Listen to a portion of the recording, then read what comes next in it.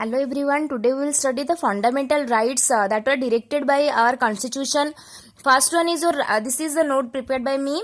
Right to equality, right to freedom, right against exploitation, right to freedom of religion, cultural and education, right to property, but that was removed, right to constitutional remedy. So first we will study the right to equality.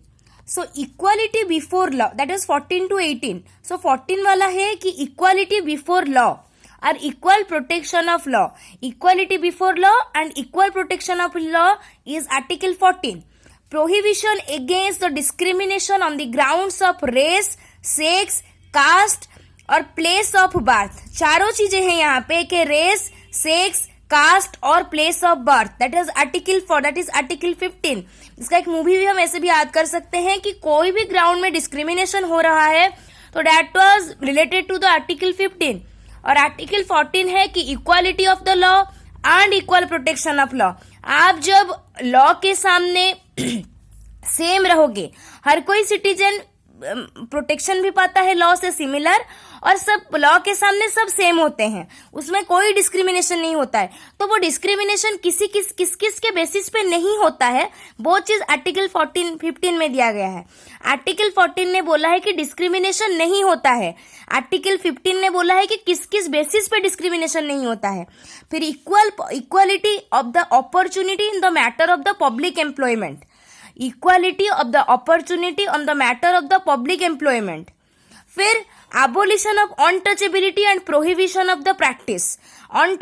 अगर employment में properly सबको सुविधा मिल रहा है, क्योंकि पहले ऐसा था कि हेरिडिटरी में एम्प्लॉयमेंट मिलता था, राजा रजवाड़े के टाइम में हेरिडिटरी में एम्प्लॉयमेंट मिलता था, तो एक ही जाति के लोग, एक ही कास्ट के लोग ही इक्वालिटी मतलब आपका पब्लिक एम्प्लॉयमेंट में सुविधा पाते थे. लेकिन अभी हमारे कॉन्स्टिट्यूशन के हिसाब से, जो कॉन्स्टिट्यूशन एनैक्ट हुआ है उसके हिसाब से कि equality of opportunity in the matter of public employment. फिर abolition of untouchability and prohibition of the practice. abolish equality of opportunity in the matter of public employment and abolition of the untouchability, prohibition of the practice. तो अगर abolition of untouchability होगा तभी opportunity in the matter of public employment equal हो पाएगा. तो ये दोनों भी रिलेटेड हैं, ये दोनों रिलेटेड हैं. इसमें हमने 14 में पढ़ा कि equality before the law, equality before the law, equal protection of law. तो लॉ में कोई डिस्क्रिमिनेशन नहीं होगा. किस बेसिस पे डिस्क्रिमिनेशन नहीं होगा, दैट इज इन आर्टिकल 15. फिर आर्टिकल 17 में हमने पढ़ा कि एबोलिशन ऑफ अनटचेबिलिटी होगा, लेकिन उसके वजह से क्या होगा कि opportunity in the matter of public employment equal सबको मिलेगा. तो equality of the opportunity in the matter of the public employment. ठीक है. फिर आर्टिकल 18 बोल रहा है कि abolition of titles except the, अगर देखो पब्लिक एम्प्लॉयमेंट में सबको इक्वालिटी मिल रहा है, फिर बोल रहा है कि अनटचेबिलिटी भी एबोलिशन हो जाएगा. तो यहाँ पे किसी को भी कोई टाइटल नहीं मिलेगा, मतलब कोई ज्यादा अच्छा है बुरा है वो चीज इसमें कि कोई उच्च जात का है और कोई नीचे का है, वो सब डिस्क्रिमिनेशन नहीं होगा. तो इसीलिए सारे जो टाइटल्स हैं मतलब वो सारे चले जाएंगे. लेकिन अपने दम पर आपने जो टाइटल लिया है, मतलब एकेडमिकल टाइटल हो या फिर मिलिट्री टाइटल हो, तो वो दोनों एबोलिशन नहीं होंगे. तो abolition of the title except the military and the academic title. So हमने 14 to 18 का पढ़ा कि पहले तो लॉ के सामने सब सेम है और लॉ से सबको सेम प्रोटेक्शन मिलता है. फिर सेकेंड में है कि जो डिस्क्रिमिनेशन लॉ किसी के साथ नहीं करता है, डिस्क्रिमिनेशन किसी के साथ नहीं करता है, वो किस बेसिस पे नहीं करता है, कि वो कौन से जात का है, कौन से रेस का है, कौन से कास्ट का है और कौन से प्लेस ऑफ बर्थ से आया है. फिर देखते हैं फिर हम 14-15 के बाद 16 में नहीं 17 में डायरेक्ट जाएंगे. अगर तो 17 में क्या है कि अनटचेबिलिटी प्रोहिबिशन, उसका प्रैक्टिस का प्रोहिबिशन. उसके हिसाब से क्या होगा कि आपका एम्प्लॉयमेंट में आपको इक्वल अपॉर्चुनिटी मिलेगा सारे पब्लिक एम्प्लॉयमेंट में. फिर इसके हिसाब से आपके सारे जो पुराने आपका है जो टाइटल्स हैं, जो मान लीजिए कोई नवाब है, कोई कुछ है, तो वो सब एबोलिशन हो जाएंगे. केवल आपके दम पे जो आपने बनाया है मिलिट्री टाइटल, एकेडमिक टाइटल, वो दोनों ही आपके बरकरार रहेंगे. तो article 14 to 15 reads with right to equality. Then we will deal with the right to freedom. 19 to 22, article 19 to article 22 is right to freedom. तो स्वाधीनता, फ्रीडम मतलब स्वाधीनता. तो फ्रीडम 6 राइट्स में, टोटल 6 राइट्स है, टोटल 5 और 1, टोटल 6 राइट्स हैं जिसमें हमको मिलता है कि right to freedom. What are the 6 aspect? एक है आपका speech and expression, assembly, association, movement, residence and professional practice. तो बोल रहा है कि speech and expression, assembly, association, एक ही बात करने का अधिकार है आपको। असेंबली, आप 2-3 जन या 10 जन मिलके कुछ कर सकते हैं, assembly. Association, movement, residence and professional practice. तो बोल रहा है कि speech and expression, assembly, association, movement, residence and profession. आप कोई भी प्रोफेशन कर सकते हैं, आपके पास प्रॉपर डिग्री है तो आप कोई भी प्रोफेशन प्रैक्टिस कर सकते हैं, उसमें कोई प्रॉब्लम नहीं है। तो protection in respect to conviction of offence, that was article 20। Protection of life and personal liberty, that is article 21, is very important article, क्योंकि ये न्यूज में था, राइट टू प्राइवेसी के हिसाब से ये न्यूज में था। तो आर्टिकल 21 बोलता है कि आप protection of life and personal liberty कर सकते हैं। तो protection of life and personal liberty कब होगा? जब आपको कन्विक्शन में, प्रोटेक्शन ऑफेंसेस में कन्विक्ट होने से प्रोटेक्शन मिलेगा, ठीक है। तो आर्टिकल 20 और 21 हो गया। फिर 21A बोल रहा है कि एलिमेंट्री एजुकेशन वाला 21A है, ठीक है। Protection of arrest and detention in certain cases, जो कि आर्टिकल 22 है, सॉरी। तो बोल रहा है कि 19 to 22 हमारा कौन सा आर्टिकल है? वो है राइट टू फ्रीडम, मतलब स्वाधीनता अधिकार है, वो स्वाधीनता मिलता है हमको उससे। 6 एस्पेक्ट में हम लोग को स्वाधीनता मिलता है। एक है स्पीच एंड एक्सप्रेशन, दूसरा है असेंबली, एक है एसोसिएशन, मूवमेंट, रेसिडेंस और एनी प्रोफेशन का प्रैक्टिस करने के लिए, और एक है कि आपको अरेस्ट के अगेंस्ट में राइट्स मिलता है। Protection in respect to conviction of offence, मतलब आप कन्विक्ट हुए हैं कोई ऑफेंस में तो उससे प्रोटेक्शन मिलता है कि आप अपना पद रख सकते हैं, कि आपका कुछ बोल सकते हैं, तो वो आर्टिकल 20 है। फिर protection of life and personal liberty है 21A बाद में ऐड किया गया है, जो है एलिमेंटरी एजुकेशन, मतलब right to elementary education is also a fundamental right, जो 21A से ऐड हुआ है। फिर protection on arrest in the and detention in certain cases, protection against the protection of arrest in against arrest and detention in certain cases, that is article 22। conviction of offense से जो आपको protection देता है वो है article 20, लेकिन आपको arrest और डिटेंशन के अगेंस्ट जो प्रोटेक्शन देता है वो है आर्टिकल 22। फिर बोल रहा है कि एलिमेंटरी एजुकेशन और right to protection of life and personal liberty, वो आपको 21 और 21A से मिलता है, ठीक है। फिर हम देखेंगे कि right to freedom of religion, मतलब का धर्मगत स्वाधीनता जो अधिकार है, धर्मगत अधिकार जो है कि आप कोई भी धर्म प्रैक्टिस कर सकते हैं, प्रोफेस कर सकते हैं, प्रोपागेट कर सकते हैं, वो चीज है ये। तो right to freedom of religion article 25 to 28। तो बोल रहा है कि freedom of conscience of free protection practice propagation, ठीक है। वो बोल रहा है कि conscience, free protection, practice propagation, protection कोई भी रिलीजन का, और कॉन्साइंस आप कोई भी रिलीजन को दे सकते हैं, दैट इज आर्टिकल 25। फिर freedom to manage the religious in affair, that is article 26, ठीक है। आप प्रोपागेट जो करेंगे वो प्रोपागेशन करने के लिए रिलीजियस अफेयर को मैनेज करना पड़ेगा, तो उसके लिए भी फ्रीडम है, वो आर्टिकल 26 है। फिर बोल रहा है कि freedom of from payment of taxes and promotion of any religion, वो जो जिजिया लगाया जाता था ना औरंगजेब के टाइम में, वो नहीं है यहाँ पे, वो बोल रहा है। तो उसके हिसाब से आप याद रखिए कि वो जो जिजिया था वो पेमेंट ऑफ टैक्सेस था फॉर एनी रिलीजियस वर्क। आप अगर कोई जगह पे घूमने जाएंगे तो आपको जिजिया, हिंदू लोगों को ऊपर जिजिया टैक्स पड़ता था, लेकिन एनी रिलीजन के लिए, प्रमोशन के लिए आपको कोई भी पेमेंट देने की जरूरत नहीं है। तो payment of freedom from payment of taxes and promotion of any religion, that is article 27। फिर फ्रीडम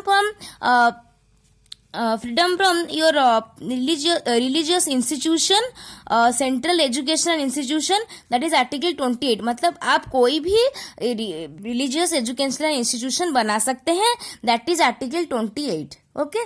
तो वो बोल रहा है पहला है कि कॉन्साइंस है, प्रोपागेशन, प्रोटेक्शन आप किसी भी रिलीजन का कर सकते हैं, 25 है, मतलब आप ऐसे कोई रिलीजन ले भी सकते हैं कॉन्साइंस। अब मैं कोई भी रिलीजन को फॉलो नहीं करता हूं तो वो भी आप हो सकता है। फिर freedom to manage the religious affair, वो 26 है, ठीक है।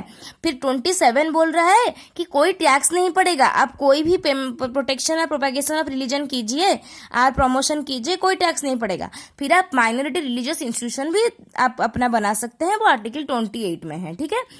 फिर उसके बाद आता है राइट टू प्रॉपर्टी, लेकिन ये रिमूव हो गए तो हम ये लास्ट में पढ़ेंगे। पहले पढ़ लेते हैं right to constitutional remedy, this article 32, right to move to supreme court for the enforcement of fundamental rights. तो ये याद रखिए, अगर फंडामेंटल राइट्स का हनन होता है तो आप डायरेक्ट सुप्रीम कोर्ट को जा सकते हैं, डायरेक्टली जा सकते हैं।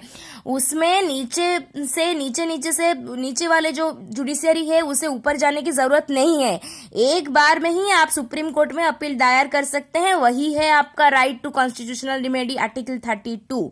तो इंक्लूडिंग द क्या इसमें क्या क्या है, हैबियस कॉर्पस है, मैंडामस है, प्रोहिबिटोरी, प्रोहिबिशन, सर्चुररी, क्वारेंटो, ये सब आर्टिकल 32 में जाते हैं। तो ये सब क्या है तो हम वो डिटेल्स में पढ़ेंगे, मैं से बोल दिया है बस कि आर्टिकल 32 है राइट टू कॉन्स्टिट्यूशनल रिमेडी, मतलब आपका कोई भी फंडामेंटल राइट अगर हनन होता है तो आप डायरेक्ट सुप्रीम कोर्ट में जा सकते हैं, नीचे वाले जुडिशियरी से प्रोसीड करने की कोई जरूरत नहीं है, डायरेक्ट आप सुप्रीम कोर्ट में जा सकते हैं for enforcement of fundamental right. और बोल रहा है कि right to property of article 31 remove from the fundamental rights by 44th amendment act of 1970। थोड़ा इंपॉर्टेंट है कि राइट टू प्रॉपर्टी एक्ट को कौन सी अमेंडमेंट से रिमूव किया गया है, 44th अमेंडमेंट एक्ट ऑफ 1978 से। तो made a legal right under the article 300A, इसको हमने लीगल राइट बना दिया है under the article 300A। Okay, तो अगर हम बोलेंगे कि राइट टू प्रॉपर्टी क्यों किया गया, क्यों रिमूव किया गया, देखो अपने ये इसलिए रिमूव किया गया कि जो लैंड डिस्ट्रीब्यूशंस हो रहे थे, मतलब मान लीजिए किसी के पास 100 एकड़ लैंड है, किसी के पास बिल्कुल लैंडलेस फार्मर है, वो तो वो दोनों के बीच में वो दोनों टोटल एक जगह के सबके पास थोड़ा थोड़ा लैंड होना चाहिए। तो किसी के पास बहुत ज्यादा, तो लैंड डिस्ट्रीब्यूशन और लैंड रिफॉर्म्स जो हो रहे थे उस टाइम में ही राइट टू प्रॉपर्टी एक्ट को रिमूव किया गया था, ताकि सरकार किसी का जमीन ला सकता है, या कोई डेवलपमेंट वर्क है, मान लीजिए कोई हाईवे बन रहा है तो वो जमीन को उसको जितना उसका लॉस हो रहा है वो देख के वो जमीन को वो ले सकता है। तो इसीलिए उसको रिमूव कर दिया गया है। तो राइट टू प्रॉपर्टी आर्टिकल 31 है, उसको हमने रिमूव किया 44th constitutional amendment parliament remove किया 1978 में, वो लीगल राइट हो गया है 300A के अंदर। तो हम ऐसे मेमोराइज कर सकते हैं, ये देखिए ऐसे चार्ट बना के आप मेमोराइज कर सकते हैं कि एक तो राइट टू इक्वालिटी का 4 राइट्स हुआ, जिसमें हमने पढ़ा 14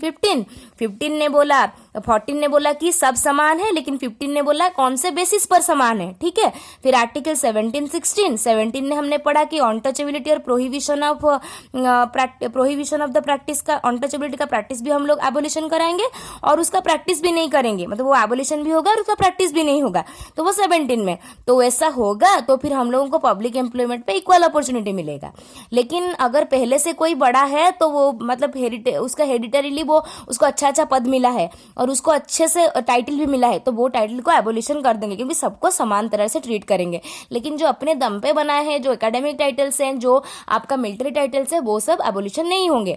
फिर राइट टू फ्रीडम में हमने पढ़ा कि 19 to 22 राइट टू फ्रीडम होता है, तो उसमें 19 में 6 एस्पेक्ट में आपको रिलीजियस आपको राइट टू फ्रीडम मिलता है। कौन से 6 एस्पेक्ट हैं, speech and expression, assembly association, movement residence and professional practice. उसके बाद बोल रहा है कि कॉन्विक्शन के अगेंस्ट में जो आपका कॉन्विक्शन इन ऑफेंसेस के अगेंस्ट जो राइट है वो आर्टिकल 20 है। 21 है आपका right to life and personal liberty. 21A है राइट टू एलिमेंटरी एजुकेशन। फिर आपका जो 22 है वो against the detention and arrest के अगेंस्ट में वो वाला राइट है। फिर राइट अगेंस्ट द एक्सप्लॉयटेशन अगर हम देखें तो राइट अगेंस्ट एक्सप्लॉयटेशन में 23 to 24, सॉरी मैंने ये गलती से मिस कर दिया था, तो ये मैं यहाँ पे बता देती हूँ कि राइट अगेंस्ट एक्सप्लॉयटेशन 23 to 24 है वो prohibition of trafficking of human beings of forced labour article 23, prohibition of employment of children in the factory article 24। तो चिल्ड्रन का जो है आर्टिकल वो आर्टिकल 24 है और ट्रैफिकिंग के लिए जो है वो 23 है। फिर वो बोल रहा है right to freedom of religion में अगर हम देखें कि पहले है आपका आर्टिकल 25 में आप कोई भी रिलीजन को कॉन्साइज दे सकते हैं, कोई भी रिलीजन को प्रैक्टिस कर सकते हैं। 26 में आपको फ्रीडम है कि आप मैनेजिंग रिलीजियस अफेयर भी मैनेज कर सकते हैं। 27 में है आपको कोई टैक्स देना नहीं पड़ेगा अगर आप कोई भी रिलीजन को प्रैक्टिस कर रहे हैं। और 28 है कि आप एनी रिलीजियस माइनॉरिटी का रिलीजियस इंस्टीट्यूशन भी बना सकते हैं, स्थापना कर सकते हैं उसका।